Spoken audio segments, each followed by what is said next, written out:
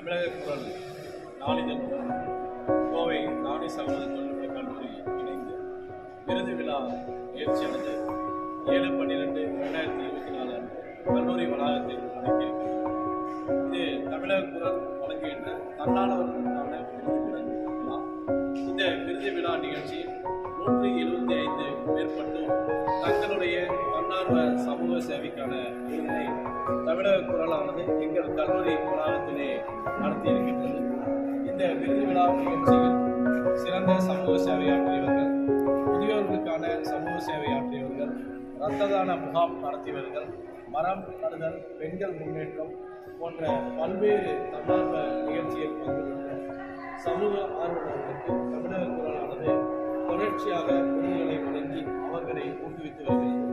இது எங்கள் கல்லூரி வளாகத்தில் நடைபெற எங்களுடைய கல்லூரியுடைய நிர்வாக இயக்குனர் மரியாதைக்குரிய திரு கே அப்துல் பாஷா அவர்களும், எங்கள் கல்லூரியுடைய தலைமை நிர்வாக செயல் அதிகாரி திரு ஏ தமீஸ் அகமது அவர்களும் இந்த நிகழ்ச்சிக்கான ஏற்பாட்டினை எங்களுடைய உதகமண்டல மாவட்டத்தினுடைய மாணவர் சேர்க்கையினுடைய கவுன்சிலர் திரு முகமது ஜாஃபர், கூடலூர் மாணவர் சேர்க்கையினுடைய அமைப்பாளர் திரு ஆண்டோ பிராங்கோ அவர்களுடன் இணைந்து எங்கள் கல்லூரி வளாகத்தில் இந்த நிகழ்ச்சியானது நடைபெறுகிறது.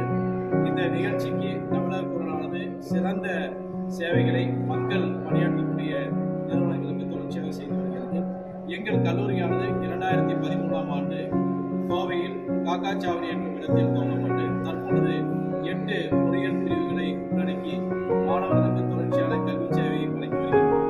எங்கள் கல்லூரியுடைய தனிச்சிறப்பானது கோவை மாவட்டத்துக்கு உட்பட்ட 69 பொறியியல் கல்லூரியில் நாங்கள் தொடர்ச்சியாக அண்ணா பல்கலைக்கழகம் வழங்குகின்ற தரவரிசை பட்டியலில் 3ஆம் இடம் பிடித்து வருகின்றோம்.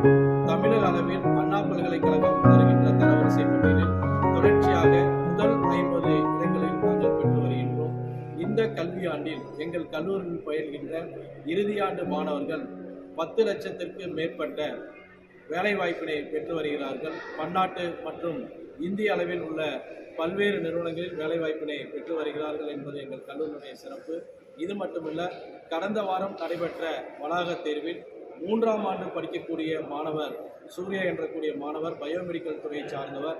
இவர் 10 லட்சத்திற்கும் மேற்பட்ட ஆண்டு வருமானத்திற்குரிய கம்பெனியிலே பிளேஸ் ஆகியுள்ளார்.